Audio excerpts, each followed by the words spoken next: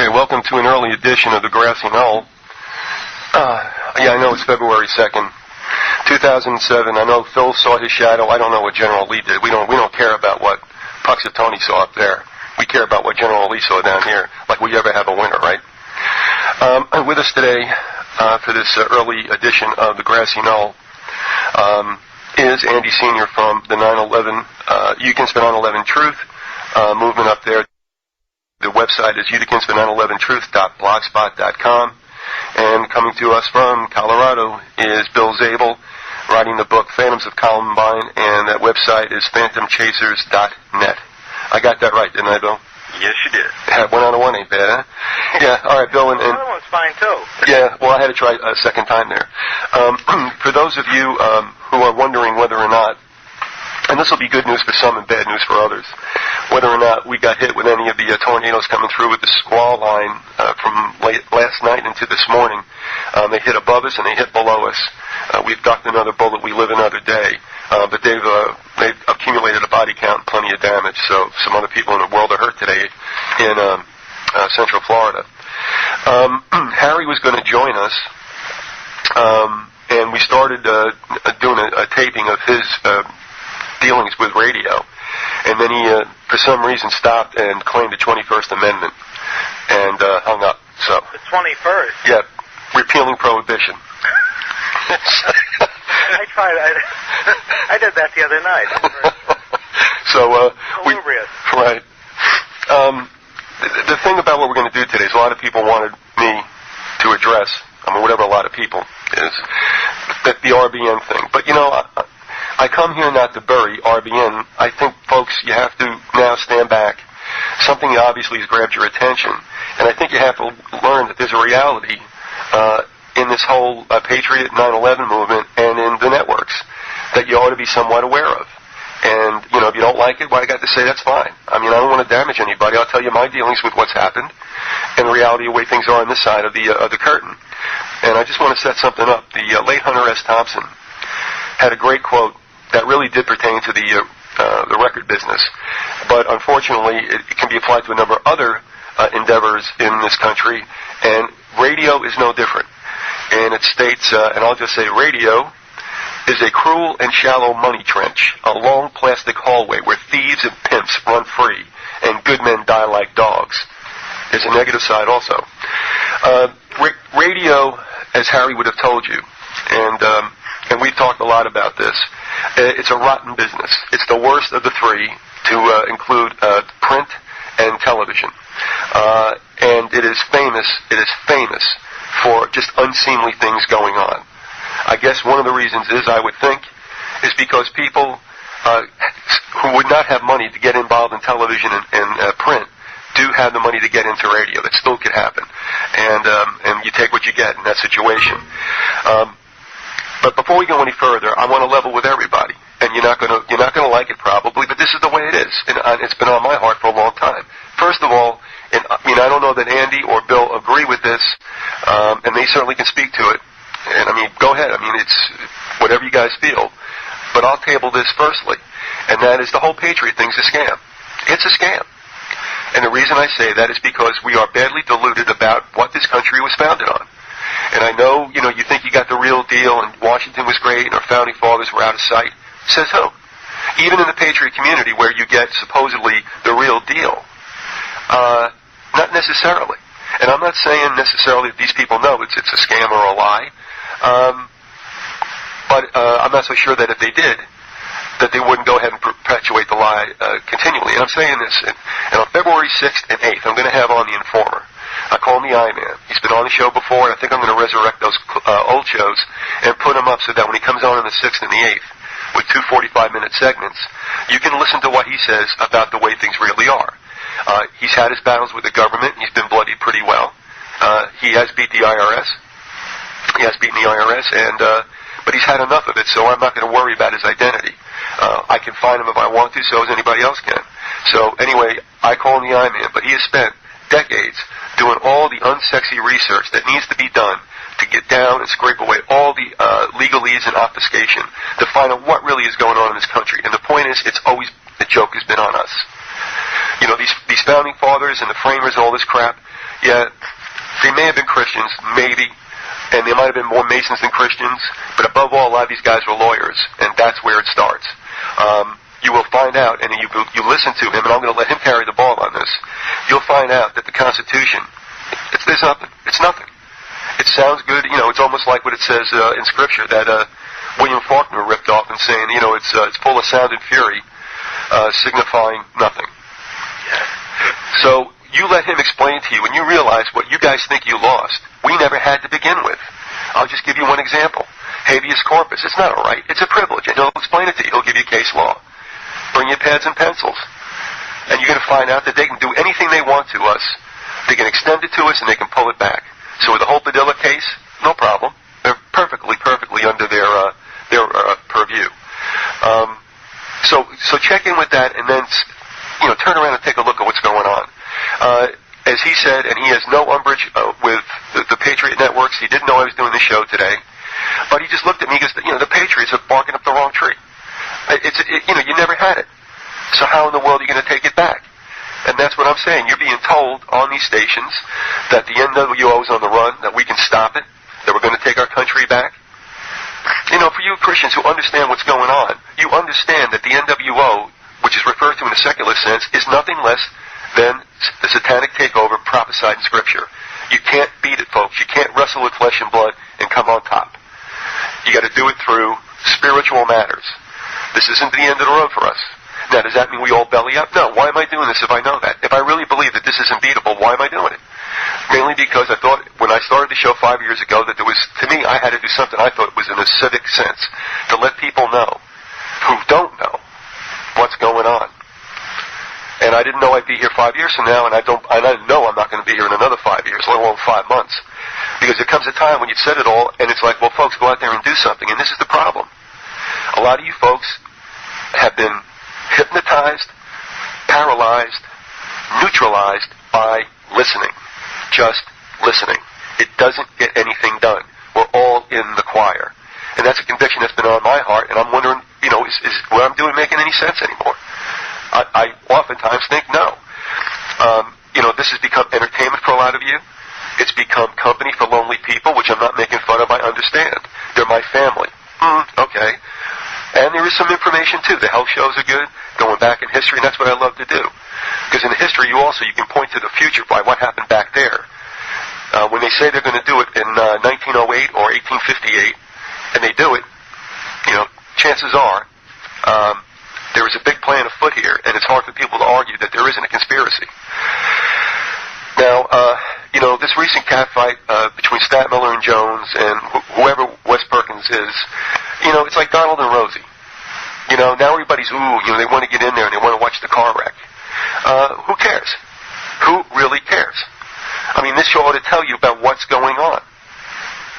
Now, if you want to talk about personalities now and what the real deal might be, okay.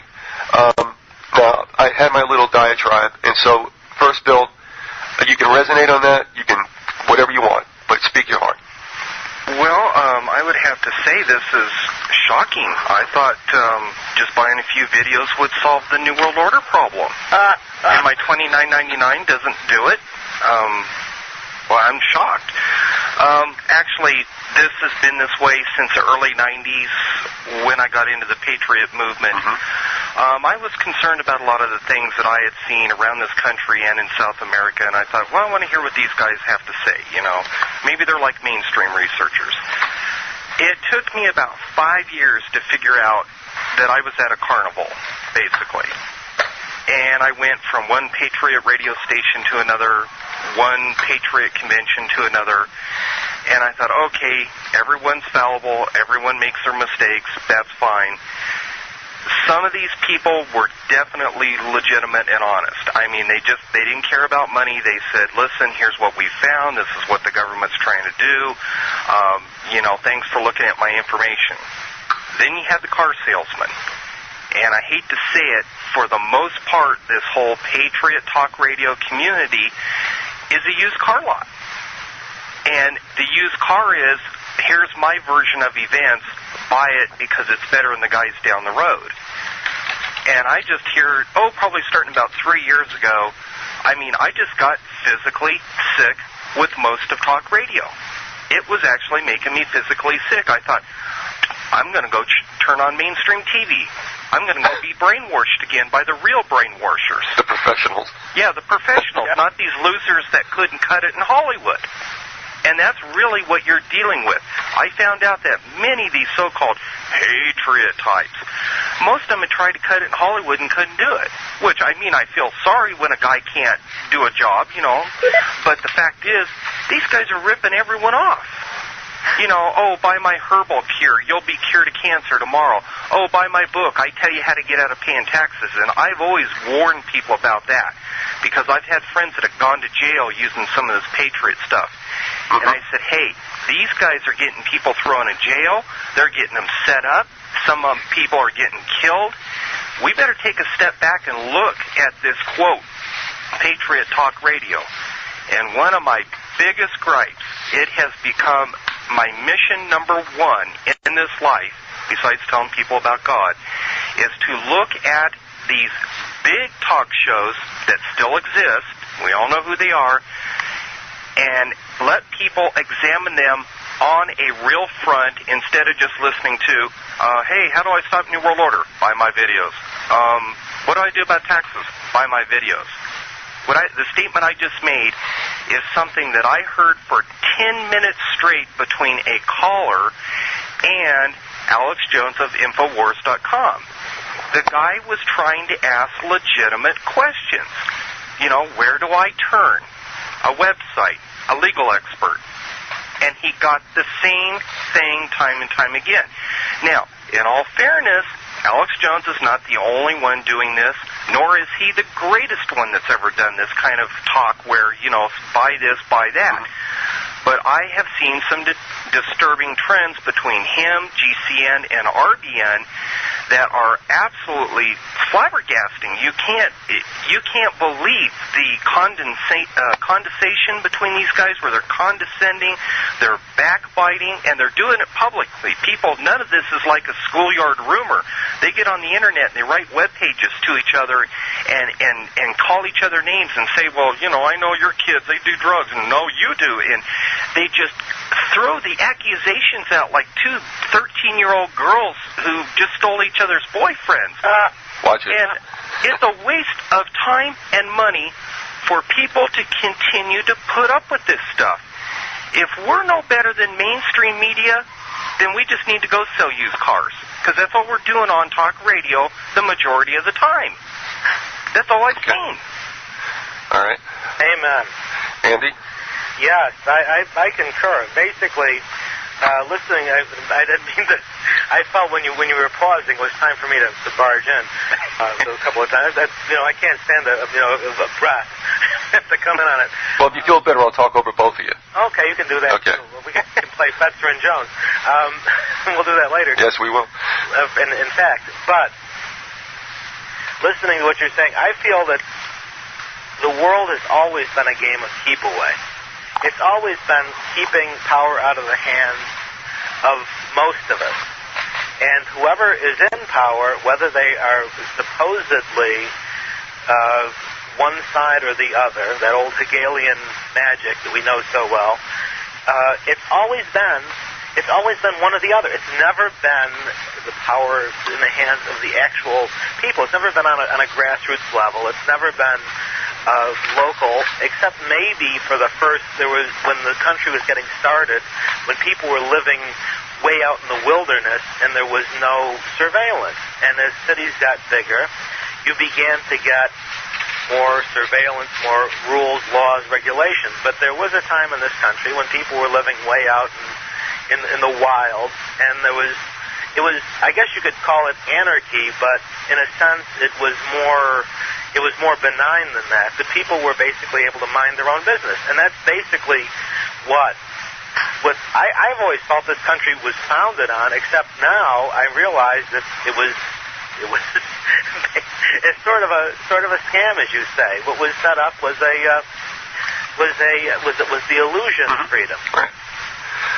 And that's now it's all coming to roost, and it's it's not very pleasant. And I agree that the Patriot stuff is it's listening to these guys hack at each other. It's like professional wrestling. It's like regular politics. It's like anything else that you hear. It is certainly not. If these guys were really concerned, they wouldn't be going off on this Jesse the Body Ventura type stuff. It would be absolutely, to me, it's absolutely disgusting. And I agree. Like Bill, I can't listen to this stuff. It gives me a splitting headache. It makes me. I listen to music instead. I love music.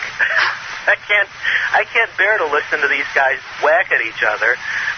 Maybe for a few minutes it's sort of amusing, but God, it's just so it goes on, and it doesn't solve anything. Well, we started this when it became clear to those of us who were in contact that it looked pretty much like we started with the 9/11 movements, that they were begun purposely to also slide through another agenda, a clandestine one. And if that weren't the case, then what often happens is once they're started, they do get corrupted, either because it just comes with the flesh, and people will argue, or because it was meant to do that, to derail it. But now you take a look also at the networks and some of the stuff that's going on, and it's about making money. It's about making money. If they don't make money, they wouldn't be there. They wouldn't be doing what I'm doing. I'm not holding myself up above anyone else, but the thing is, and I'll say this about the Wing Duo also, they worked, they supported themselves, and they did the show. And it can get really, really hectic, and it can get really, really old. But the one thing you do know, for the most part, is that nobody's censoring you, no advertisers telling you chill. You're not out there having to sell crap you don't believe in. Like I said, in January, it's you want prepaid legal services. Then in February, we don't care about that anymore because they didn't renew. Now we're into oxygen therapy. They didn't renew, so I'm not doing that anymore. I mean, come on, you're saying stuff and you're lying. And that's what advertising is for the most part. I mean, when I went out and got advertisers when we were on the AM stations, and it cost money, I went to the people that I patronized, because I went to produce places and organic places, health places. Even when I used when I had Calvin soap out from Oakland on, I used the product. It was non-detergent. They were healthy things. I had no problem with that. Never once did I have to compromise myself. Could have made a whole lot of money if I did, more money if I did. Because I don't know, folks, if you realize it or not, but when you sell advertising and you can cover your costs for broadcast, right, everything's taken care of, phone, whatever it is, you can put that money in your pocket. And that's procedure. That's okay. But just understand that's what happens. When I see some people throwing around figures like $7,000 a month, or I got to leave the internet or the networks, give me a break. Give me a freaking break, okay? I mean, how much is too much? I don't know, but it's about money. And if the money's not being made, they wouldn't be there. Now, if we're going to roll down to personalities, I suppose, and I guess some people were wondering about Statmiller. I never met him, never talked to him. Called into a show once about 5-6 years ago. But from the people that I dealt with at GCN, that behavior that was just exhibited is not untoward for him. Okay? He is volatile. We're going to have a guy on in the second hour who fired him from GCN. He probably won't speak to it. He's extricated himself from there, and he's happy to be gone. But he fired him because of volatile behavior. So if you're shocked by John Statmiller's conduct, that's what happens on the other side of the curtain. As far as the other characters in RBN, I mean, I don't know what happened, and I'm not grinding an X, but Frank Whalen will not respond to me any longer. It's not that I knock on his door all the time, but I mean, one time, we were okay, and then the next time, we're not, and I never hear from him again. And I'm like, gee, are we a community or not? I'm not asking anything I wouldn't give value for. Same thing with Zemansky. Had me on the show, seemed a little bit surprised by the response he got. We said we were going to exchange guests. He did it once for me, and he never sent anything my way, and now he doesn't return the emails. That's all I'm going to say. He doesn't have to. He's not compelled to. But there's no cooperation here. Do I have to be on the networks to do such, or is everybody protecting their little bailiwick? You guys go figure it out. Now, another thing I want you to do, too, folks, and that is, like, if I'm talking about Wing TV, it's like, well, you supposedly broke with them. And I did, over an issue that I could not brook. And I told them all that. Now, they're big boys and girls, and they don't have to they don't have to bow down to what I want, and they certainly didn't, and that's fine. But they did good work other than this, and some people consider the work that I don't like very good. But I had a line in the sand where I drew, and that's the way it was. Now, I've been in contact with them, and I have to tell you that, there's a lot of good stuff they did, and a lot of stuff they did was prophetic to a certain extent. Yes, I agree with you. Now, what I'm going to tell you is, folks, if you want to, they've opened up, a section on their server has always been dedicated to the Hall of Shame. And that URL, you'll not hit it on their website. There won't be any link on the website, but if you use this link, you will get to it, and that is wingtv.net/audio. I'm sorry, is that right? Do I have that right? Oh, you're going to kill me. Yeah. Oh, I'm sorry, /shame.html. wingtv.net/shame.html. Look at some of the questionable things that some of these characters have been involved with. They've done the research. Nobody sued them, and nobody really argued with them as far as who were involved as far as victims go, and also those who felt besmirched by the conduct of some of these folks out there. So I'll let it go at that. You want to go take a look there? I don't think that you would be wasting your time.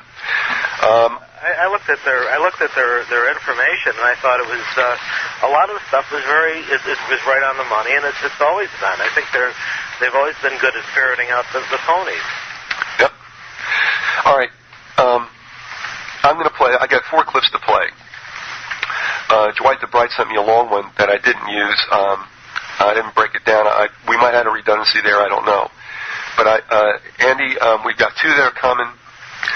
They are under the heading, I believe, of was it Jones and Jones talks about Stat Miller. I think this is from January 11th on the Jack Blood program. So a lot of love there. All right, you actually have 2 of them, right? Back to back that you ripped. Yep. All right, we're going to play those 2 in a row, and then we'll rejoin the discussion. You're listening to Grassy Knoll, 25 minutes after the hour in this early hour edition. I had something happen to me that it's so outlandish that I'm not going to talk about it because people wouldn't believe it until I'm sitting there at a Denny's one night with a group of like 10 people, and I go, yeah, one time he did this to me, and they go, oh, that happened to me. That happened to me. I heard this happen to such and such. I didn't know it was like something they do. I was at this guy's house, and I'm sitting there doing a radio show with him. And all of a sudden, I look up and he's pointing a Walther PPK handgun at me, and I was kind of, when I'm not paying attention, I'm kind of stupid. I was, what's going on? I almost get hit in traffic all the time because I'm so unafraid. I'm kind of a dumb animal in a way. I'm like, what are you pointing at me for? And he had this maniacal look of like pleasure, like he's trying to extract horror. And I jumped up and I said, you better put that down, man. You got a problem. I'm not going to be around you anymore. And so I kind of just went away. Then he orchestrated this whole big thing. Oh, Genesis isn't going to exist anymore. Better come get behind me. Wasn't true. Everybody remember that? And he did all these things, and I ignored that and tried to be neutral. Well, it's okay. We need more voices. And all this stuff went on over the years, and all these things happened. And then I heard from so many people who had been over at his house and done things with him. And then, Jack, you moved down here from up in Rhode Island, and then you were over at his home, and on record, you told me that there was drug use going on, right, Jack?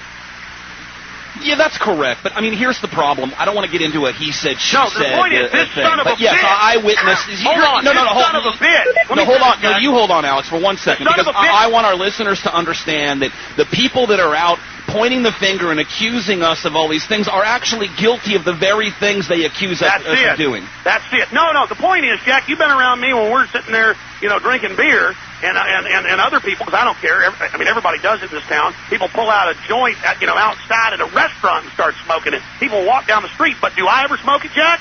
No, I've never seen you do it. I don't like pot. I don't like drugs. I like caffeine and occasional Budweiser. The point is, this guy got up on the air and said that he hired a PI. That's made up, just like the 2020 thing. He just pulls the stuff out of his rear end. And you know what? I'm going to take him into court. I'm going to take his wife that owns it in there. She's going to get sued. Listen, I'm not playing. I'm going to sue you. And I'm going to take him in. I'm going to say, you said this. Now, here's all the people that knew you were talking about me, playing my music, saying the #1 talk show was, talking about me. You now are going to produce You're going to produce this, and you're going to produce all your evidence. And I know it's not true. Okay? And then, you know what I'm going to do? I'm going to bring the people on air he's pointed guns at. I got one working in this office who's been there at the office when they're at the table, and he pulls a gun out at a board meeting to intimidate people up there. This guy should be run out of here. I am a pathetic worm that I didn't do this earlier. This is Alex, I mean, we try to ignore all of this. We try to go on and do our work, and at some point, this has to come to a head so that healing can occur. Well, by the way, that coward's voice was shaking yesterday when he was doing it, thinking he'd intimidate me, bluffing me. You hear me, boy? My voice didn't bluff it. You think I'm afraid of some pencil-neck white-beater? You think I'm afraid of you, who gets up on the air and calls Jack Blood's son a bastard? You bastard? Huh? You think I'm afraid of you? You're a punk. You're nothing. I have 100 times the listeners you do. You're getting out of my town, and you're not sucking off me anymore. When you blew the Michigan militia, they finally figured out who you were and ran you out. I should have listened to people a long time ago. Well, I mean, here's the shame. He declared war on me, and let me tell you, his little pimp. Let me tell you why I'm going public. The main reason was these local pimps, there's a couple of them, sitting there saying, I'm the bad guy. That's it. I'm going to have judgments. I'm going to have everything. I'm going to have it all. I'm going to have my name. Hey, listen. There are going to be a bunch of weak-minded people who go, well, is it true? When you just said you've been in events when he's doing the stuff he accuses me of, I am Mr. Straight-Laced, as everyone who knows me knows. It's a joke. He accuses me of this. I've got a PI, and I know who his drug dealer is, but other people called and said he sounded like he said I was a drug dealer. Said it real slick, too. It's just sick wordsmithing stuff. And I'm going to say, hey, who is it? Hey, tell me. Come on. I want to hear it right now. You're not going to, and I'm going to sue you. I don't have nothing. Yeah, but your wife owns that network, and she's just as much as involved, and she's just as culpable. And I'll sue the employees up there, too. I'm not playing games. I want you to know that. I'm coming for you. You are going to, and you pull out the stuff we heard about in Michigan. Go ahead and. I mean, if you think the feds were going to go after me before, let's see them try now. There's a whole element of that too. And if the scum around, some of the scum can't recognize it, that's fine. Okay, that whole thing is a cancer. You've declared war on my name. You've lied about me, and it's over. It's over for you. All of it. We're going to have the people on air you pointed guns at. We're going to have the people on air you've used drugs with. My God, we're on an air with a talk show host right now that works at your network and saw you smoking con bud, boy. And we know there was a lot more getting delivered that night. So it's over for you, you son of a bitch. You little bully. I'm not some little woman you can jerk around.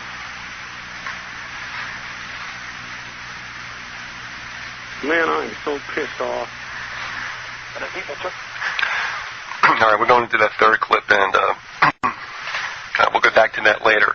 I got a couple of emails. One of them is from Matthew Tartaglia, who I first heard of, and I think everybody else did, on that show, on Alex's show. And, of course, you just heard the expletive tirade. And Matthew, and this is true, Matthew said, listening to Alex saying son of a bitch, and he gave me a hard time saying ass. So anyway, and here's another thing. I read the other day, there's a micro-broadcaster near where I am who was busted by the FCC in what looked like the invasion of Normandy. And he did it. I guess he did a year of house arrest, whatever it was. He's a real honest, straight-up guy. And he did a lot of GCN broadcasting programming. And this is what he said. Harry sent him the RBN affidavit from Parker, or Perkins, rather.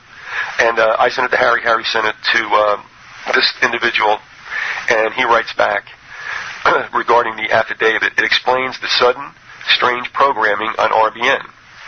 Very soon after the infamous Black Wednesday raids, my wife and I went to a preparedness expo where Stattmiller was present. While the raids themselves were already common knowledge, to my face, Stattmiller recited one significant detail concerning the Lutz raid that no one else knew except for the court and the FCC. That raid was on him. Ever since then, I've never fully trusted Stattmiller. Also, the way he so easily and thoroughly abandoned Mark, that would be Kornicki, at such a terrible time in Mark and Nancy's life, has always been of great concern to me. So there's another take on what's going on there on the outside. It's amazing stuff. This is, Alex should have been a pro wrestler. I think, talking about Hollywood, he either should have been one of those tent evangelists, or he should have been Hulk Hogan, one or the other. And, looking at I've seen his MySpace page, and he's actually standing there in a pose with his muscles hanging out and everything. People. I think he really wants to emulate that. I really do. I'm going to throw it to you in a second, William. But here's one thing too. Jones is the person who opened my eyes, and for that I'll always be grateful. But I also recognize when somebody's it pretty much is operating with no oversight, and I think out of control. Now, I've not listened to RBN or GCN for 3 years. I had enough. I just had enough, and that was the end of it. Here I am, clean and sober off both of them, and I'm doing okay. Now, I have no dealings with Alex. I tried to email him a couple of times to ask him, for instance, can I get the contact information on that guest? Would that be okay? Because I'm no competition to any of them. Never heard a thing. I never got an email from them until 2 weeks ago, when I get an email that they can't use my credit card to renew my PrisonPlanet.tv subscription. Now, I really didn't want to do it for 3 years. I didn't want to do it for the second year. But what happened was I didn't realize that they kept a credit card on file and didn't give me a heads up, do I want to renew? They go ahead and they renew it, and I don't think that's cool. So what happened was the credit card that was in their possession, that number, I changed it. I get this email for the first time. We can't use your credit card. Right, you're not using a credit card. But that's the kind of crap that I think is, to me, is below the table with regard to business dealings. Is that a small thing? It might be.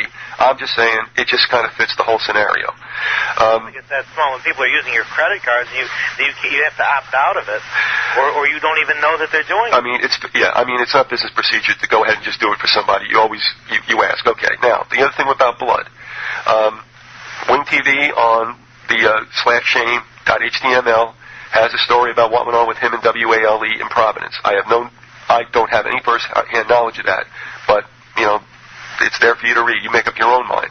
I will tell you this about blood, which I thought really was poor.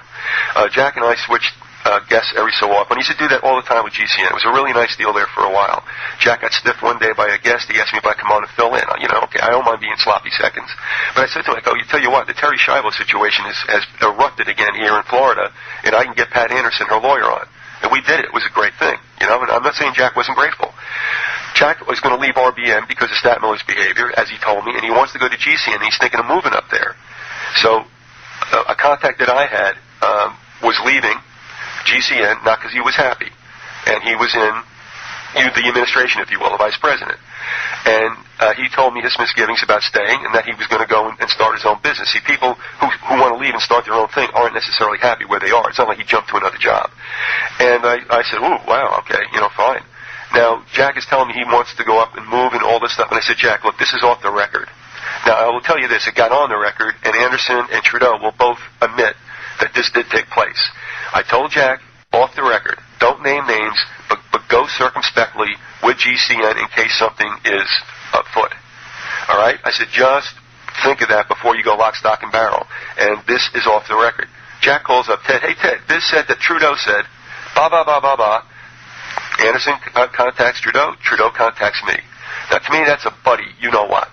All right? That is not cool. Shut your mouth. I gave it to you off the record. So then this blew up, and thank goodness Trudeau forgave me.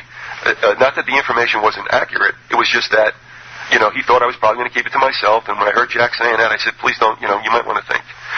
And so to me, not cool, and that's the end of that, Well, obviously, when somebody tells you something in confidence, you keep in confidence. Well, if it's his well-being, I'm only saying, Jack, you might not find a case, but just understand what you're getting into in case something is afoot. Now, everything's gone fine, all right? But still in all, it wasn't for any other reason, no umbrage against GCN or Anderson or anybody else. It was just somebody thinking of pulling up stakes in Texas and going up to Minneapolis. That was the first thing that was thought of. And obviously he's broadcasting from Austin. But that he did that to me. Forget about it, man. Bill, now, I don't have the clips of this. You didn't send that in particular, but I'm going to play two more clips. One is at the party. That's the second one that we'll hear of the two. But we might as well get into this because I'm afraid we're going to run out of time, and I think it does bear out being told.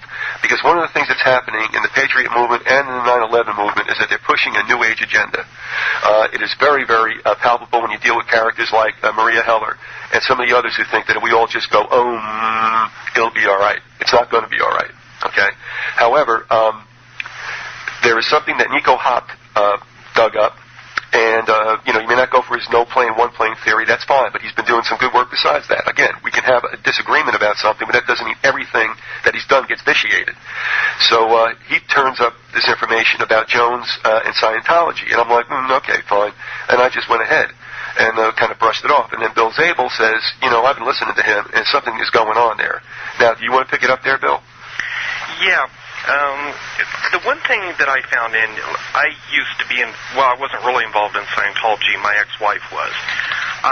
When I started listening to some of the rants and raves of Alex and of course, a guest that he's had on by the name of Dr. John Breeding, who's really closely associated with Scientology. He quotes from L. Ron Hubbard's work in his book and on his website. I kept asking the question, why is Alex using these words that are Scientology words? Most of them are words that are used internally in the organization, and the general guy on the street would even have a hard time finding this stuff on the web, let alone, just making it up. I got real concerned because when I saw Jones's action out in public, when I saw his hard sell for videos, I'm like, oh my God, that's what Scientology does. Everything he's doing is what they're doing. Well, what do you mean by everything? I mean, that's kind of broad, and you'll get taken to task on that. I'll make it very, very simple. With Scientology, when you go to them and say, I want to be a member, they just don't say, hey, that's great. No, they love bomb you. They say, oh, you're the greatest. We can't do without you. Who says that, by the way? And then they say, you've got to buy this book. And you'll say, well, yeah, but can I look around? No, you've got to buy this book. They have an introductory book that they have for new Scientologists. They will not leave you alone till you buy it, and they constantly repeat the same things over and over again, which is what Alex Jones does. It's not a, hey, buy this and see what it's like. It's a hard sell. Jones does it constantly. It's push, it's push, it's push. Talk to anybody that's ever been a Scientologist, they've gone through the same thing. It's a push, just shoving it into your face as hard and fast as they can. And the other things that he does, by cutting guests off, people might think, well, that's just, or even cutting listeners off that call in. People might think, well, that's just rude and it doesn't mean anything. But the fact is if you listen to when he's cutting people off, it's not because he's out of time. It's because they're starting to get into areas that he don't believe in, that he doesn't want to have to answer that question or respond to that comment. He wants to move on. Well, I saw when my ex-wife was going through a lot of this stuff, she'd say, well, why do I have to spend money on this? Let me see about it. And she would ask them a comment about it. Immediately they would cut her off. Now, like I said, all these little events by themselves mean nothing. Take them all together, take the fact that he has an obvious connection to Scientology by promoting Dr. John Breeding, by having him as a guest, and you can't help but wonder, has he either unconsciously picked up what they're doing, or is he purposely doing what they do? Well, you're saying that in his speech patterns as well, there are certain, idioms associated with Scientology that are starting to seep in. Yes. Now, there was something about using the term street team. Yes. One of the things that he has done is he will tell you, go look at these supporter websites, which I thought was really strange because he usually doesn't like to really push, websites of other people. But he has done this with people he calls info warriors. That this is basically his followers that buy all his videos and supporting with their own websites. And he has used the term street teams several times in reference to those people with these websites. Well, when I go to these info warrior websites, they say that they're a street team. They say that their job is to go out there, they're all volunteers, and to push his work in public, put up posters on telephone poles, hand out DVDs. Well, I suggest anybody go to a Scientology website of any Scientologist, famous or not. They do exactly the same thing. Their web pages are even set up the same. They use the same titles. They use the same keywords. everything, and they will always say, quote, they're trying to bridge the gap between ignorance and enlightenment. That comes right out of L. Ron Hubbard's book, Dianetics. Also, what's this use of dead agenting? Yes, dead agenting is an internal term that when I heard Alex Jones use it on the radio, I wanted to run. I wanted to get out of this country because nobody uses that term external in Scientology, and I would be surprised if he didn't get a little email from some of his buddies telling him never to do it again. He said, and I'm quoting loosely, but I actually have the file that I downloaded from his archives. He was whining about the Paytridiot movement. He was whining about talk radio, and he goes, I'm coming to get all of you in the Paytridiot radio community. I'm going to get you all. And he had Jack on for briefly. And Jack said, well, yeah, but what about some of these other stations that have already, that have kind of cleaned up their act and, they're really doing good? And Alex goes, I don't care. He says, you remember that other guy I dead agented? And I'm like, dead agented? And that term, what that basically means, and it doesn't mean murder people. That term is not necessarily used to say that somebody in Scientology is going to murder. That is a political, internal term to mean that guy's our enemy, he's criticized us, discredit him, ruin his business, ruin his life. They ruined my ex-wife's life by dead agenting her. We have somebody who I think wants to hear what those terms are, so I'm just going to repeat them. If that's what they were asking, it was a little vague in the IM. Street team is one term, dead agent team is one term, and bridge of enlightenment. And I think you had told me, William, that he had used it in saying that to bridge unknowledgeable people over to the other side. Right, and he's used variations of it on his MySpace website too. So he changes it quite often, and I don't know if that's because he's been told to, or whether he's just doing a slick car sales routine where they'll say, 1 week, buy this because of this, and then the next week they have a new advertisement. He's definitely mixing their terms up. He's using them backwards. He's doing a lot of different things, but they all mean the same thing. The whole bridge to enlightenment thing is to bring people from, well, let's use a Christian term when we talk about from darkness to light. Right. The problem is anybody who has ever seen the light in Scientology doesn't see life much longer after that because it's called going clear. Now, he's never used the term clear before, but he's used other terms that I think he's suggesting that he's using the term clear. All right, I'm going to play this fourth clip, okay? That's the one that you sent me. Okay, here we go. The terrorist material did not fall on the footprint. It was blown away. And this of course, would be an indication. Oh, wrong one. Use of explosive. Let me recue it. There we go. No, that wouldn't be right either. I'm having a real good day. This helps my credibility immensely. Here we go. And the people took from what he said that I was a drug dealer and involved in all these drugs. When Jack, we've been at a few parties and people are smoking pot. Do I take the joint, Jack? No, I don't take the joint. I don't like marijuana, okay? And I don't like drugs other than, occasional alcohol. And so just this incredible lie on air.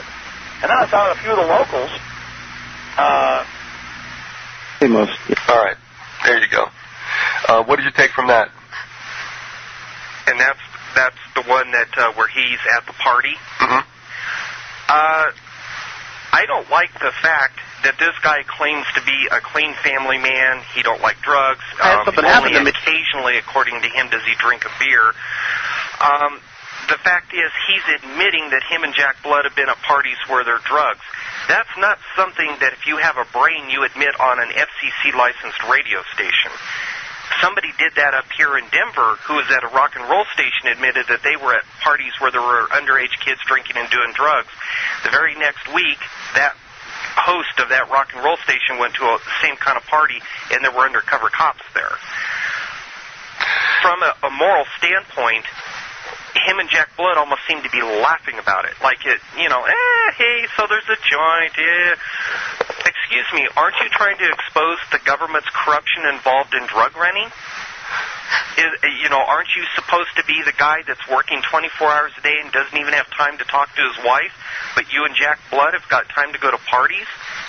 I mean, he says you can't go anywhere in Austin without seeing drugs. Really? I got a cousin that lives in Austin. And when I go down there, I've been to plenty of places where there's no drugs allowed, and they serve alcohol. Where the hell's he hanging out? I don't like his... Huh? He knows all the right places. Yeah, I don't like his insinuations of what he's doing. It's almost like an acceptance. Well, so the guy had a joint. I didn't take it. I'm sorry, go ahead. Yeah, it's just that he's starting to show the cracks in his armor. And it's not good because this is how John Stadmiller started out with his craziness. It started out this way, showing the little chinks in the armor, making comments. And then, of course, we all saw the horrible negative effect it had with RBN going straight off the air. One of the things that I find interesting, and as far as talking about truth being a casualty when advertising is involved, Jones won't, and Monteith won't, and David and Joyce won't touch the Vatican. Now everybody will say, "Oh, you're going on the Vatican again." This is how important it is to me. Again, Phelps turned me 180 degrees, but I had to go beyond Phelps to find out whether or not this was really, in fact, true. And I found that it was.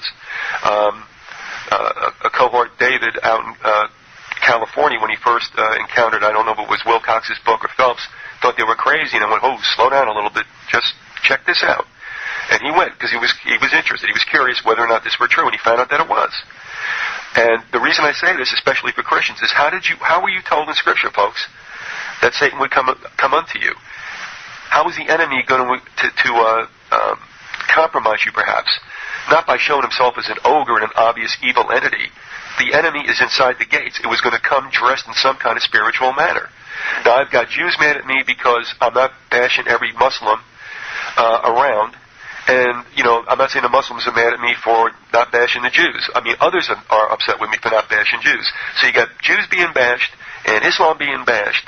And I ask these people, do you ever for once think that you've got somebody that's rubbing both these parties' butts with sandpaper and throwing them in a box for an eventual fight? Did you ever think that they've got you fully believing in this left-right, good, bad, Islam-Jewish thing? No, they don't. Michael Savage says it, so it's got to be true. And these are people who are not only Christians in many cases, but supposedly get it. And I mean, saying that, folks, I sit here some nights and go, we're screwed. We're screwed. And like I said, I'm telling people right now, you can idolize these show hosts. You can have hero worship. You can get real upset with what I'm saying and all the good they do, which is questionable in a lot of times, especially when it comes to David and Joyce. All right? But the thing is, they have to keep telling you that there's a hope, especially secularly. Otherwise, they can't keep going. Or you won't listen, and they can't sell stuff and make a living. That's where it's at. Am I sour grapes that I'm not there? No. Trudeau will tell you they wanted me to do a sports show in GCN. I was fine with that. That's the other half of my life. So, I mean, yeah, and then Trudeau left and the deal went down. That's the way it goes. But I'm happy being here because, there is no censorship. I suffer for a lot of things, I guess, with exposure. That's fine. Like somebody said to me in Washington State, I picked you guys up 3,000 miles away doing a little garage show on pirate radio. He goes, and now, look how it's done. I mean, you got to me 3,000 miles away. I'm not worried about it. Just do the truth. Let everything else take care of itself. But I will tell you this, especially in Monteith's case, this brother David went ahead and took Monteith to task for not exposing the Vatican. Monteith twice in emails responded to David, and I have him if anybody wants to see him, where he says, maybe the Vatican was a little this and a little that, but the Catholics are real, if they believe in Christ, but he kept bringing it to the Catholic laity, and David told him, I'm not talking about the laity. I'm not talking about Catholic worshippers who probably have no idea what the Vatican is up to. And he went back again. He said, he threw it back into the Catholics. And again, David said, it's not about the Catholics. So Monteith will not touch the Vatican. And what I'm telling you folks is that's abridging the truth, especially for Christians who want to know where Satan's going to pop up or how he's going to do it. Well, it's in that little nation state in the Vatican. All right? Take it for what it's worth, but it does matter. The only ones it doesn't matter to are the ones who can't get you to believe that the Jews are the bane of the world. All right? And then when you prove to them that the Vatican's been at this for 2 millennia, then it's like, well, it doesn't matter who sits on top of the hill. Yeah, okay, fine. So anyway, I made my point. But you're not going to hear from Jones, who's got Catholic underpinnings. You're not going to hear from from Monteith, and you're not going to hear from Dave and Joyce. And I will tell you that Dave and Joyce are very different off the air than they are on the air. And one producer who worked up there and has now left GCN, I looked at him once, I'm going, what is the deal with them? And he's a very erudite, reasonable person of character, and the best he was going to lay on me was, they're different. And we left it go at that. Dave was supposed to be on my show once. I was on his show once. I'm calling him. It's 1 minute before we're going on air. He's not answering. Then finally walks in the door, picks up the phone. He goes, oh, yeah, okay. And he's going to stiff me. He didn't care. And then when he had me on his show, all he wanted me to tell him was that we were going to get back to GCN broadcasting, or more specifically, he wanted to get the Power Hour back on 1350 and 1400. And I'm like, you don't get it, Dave. The guy hates you. The millionaire who owns this place hates GCN. He threw him out, and they're not coming back, man. You know, so, I mean, it's like I said, it's all about the money. Apparently they got a 7-figure business going there, and they throw a couple of bottles of neutralizer gel out. They're terrific, you know. Also, Eleanor White was a guest with them, dealing with electronic harassment. This is a tough one to prove, and a lot of people stay away from it because it seems like they're all loonies. They are not. And they had Eleanor for quite some time. She was very much beholden to them, and then one day they dumped her and never had her back on again. Do not contact her. And Eleanor sends this around in an email, and she speaks glowingly of how nice it was. I'm going, don't you understand, Eleanor? You got dumped. They sold you out. You know, when did your message suddenly become not true? So, I mean, that's the way they do business, okay? And that's what it's about. It's about the money, folks. So you can sit there, be entertained. You can sit there and treat it like, you know, your audio soap operas. But the point of the matter is, you're not getting out and doing anything. And even if we can't turn it around, the thing is, just like the White Rose students in Germany, a handful of students, 2 professors, they knew they weren't going to stop Hitler, but they went ahead and did all that they could. And even to the point of being martyred. That's what courage is. This other stuff is just making noises and making money.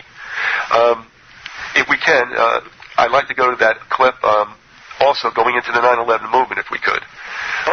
With Fetzer and with Fetzer and Jones. And here, Fetzer's using the old Jones talk over the guest here. Here we go. If I get this right. Most, of the tower's material did not fall on the footprint. It was blown away. And this of course, would be an indication of use of explosives and, of course, gravitational potential energy. Now, to say that material was destroyed, however, that's another statement which does not fit into the explananda.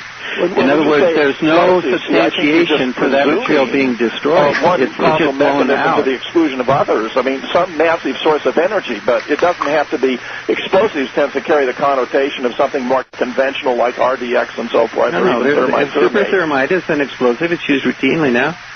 Yeah, the point is it can be another source of energy, Steve, that brought this destruction about. It doesn't have to be a conventional one.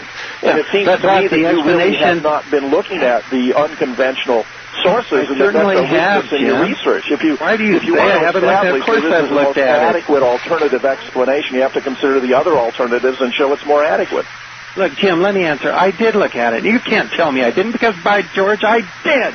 Now, that's just rude of you to say a statement that is unfounded and not true. Well, I looked at it. I told you earlier that you hadn't looked at the plasma technology, for example, or directed energy weapons, Steve. I'm taking you at your word. The Gurley paper treats it in some detail. It's in the Journal of 911 Studies. And if you read that, and I'm inviting Judy and Morgan to respond to that. It's a good paper. They can respond to a letter. It doesn't have to be peer-reviewed. They can just publish their response to Gurley's paper. So you're maintaining that you have, in fact, in the course of your research, not only excluded mini nukes, but directed energy, HARP, solar energy, plasma weapons, and all that? No, I didn't say that. I have excluded mini nukes, and I've published a paper on that. Okay. James Gurley has excluded the other. I'm still looking at it. But I'll tell you what, if it can't explain the sulfidation, which is published, and the coarseness, the super coarse nature of this dust, and the flowing orange glowing metal that comes out of the South Tower, 80th floor right up there, see? And the wispy white ash that drifts away. Well, it's an incomplete hypothesis. Right? It's not enough. That film footage, which I find very puzzling, is authentic. I mean, let's assume that. Let's talk about one other point, and that is the fact that the towers, as you look at it, this has to be in the explananda, do not collapse from the tippy top down. No. They start near where the planes went in. So that means that this beam, wherever it came from, has to skip the tippy top. Now, that means that, to me, it means it can't come from space. Please answer that. He talks about that 34 is turning over and then turning to powder, and he's astounded by it. How does he explain it? Look, Jim, I've told you, first of all, the data show what we mean by powder is mostly 98% supercoarse. And I've measured it myself, and I agree with those measurements that are published now by Leroy et al. Well, that's news. What would it have taken, to implant these devices? How many devices would have been required for your thermite-thermate hypothesis to be correct? Well, I do have an estimate. It's published in my paper. It's in Journal of Memoir Studies. It's also in the book. What is it? It would take around, as I remember correctly, that's why we publish these things, is about 1,000 pounds. Well, see, that's you get back to your 10 trips. I mean, I thought I was being quite faithful to what you had told me before, and I kept thinking about it and thinking, well, Steve must have meant a larger number, so sometimes I've said 10 been 40 trips or 40 been 10 trips, because I think... Why did you say that? It's in my paper. If you're quoting me...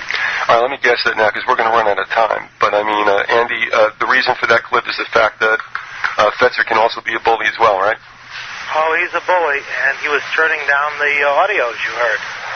Yeah, that's right. So what was happening there is that he was potting down Jones so he could speak over him instead of letting the guy have his say and then respond, right? Yes, and he was basically steamrolling him, and that's it's not very nice. Well, let me say this also, because I got this from somebody who's a very intelligent guy. He has worked with the Kennedy assassination, and he has this to say. Jim Fetzer is a perfect example of a conspiracy gadfly. I have known of him for years because of his work on the JFK assassination. The problem is you really cannot tell if he is serious, ridiculous, or mischievous. I tend not to like him because he purports to have all the answers. He is bombastic and doesn't have the time for other people's opinions. He is either arrogant or deceptive. I think in the end, a person has to accept the fact that the forces working against any kind of rational resolution are so ubiquitous that you just have to enjoy the small victories and not get lost in the miasma charlatans. All right, listen, we are running out of time. In fact, we got to get going. But again, Andy, you got last response, and then you, Bill. Go ahead.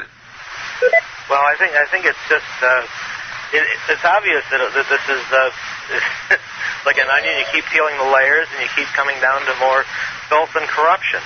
It's amazing. Mixing my metaphors, but they need to be mixed in this instance.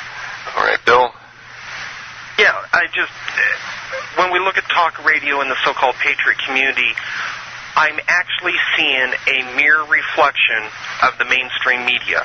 I have not seen hardly anything from these people that sets them apart from the media that they claim to hate. Agreed, and I think what's happening... Okay, Bill, I'm sorry. Yes, I said. Okay, the point is, folks, you're becoming the sheeple on the other side of the street, that you the same kind of sheeple that you're making fun of, who you accuse of drooling in front of their TV sets while they watch CNN and Fox and the rest. In other words, it's happening here, folks, and it's about the money. Guys, both of you, thank you very much for being with us, and we'll see you both in the near future. Thanks, Biz.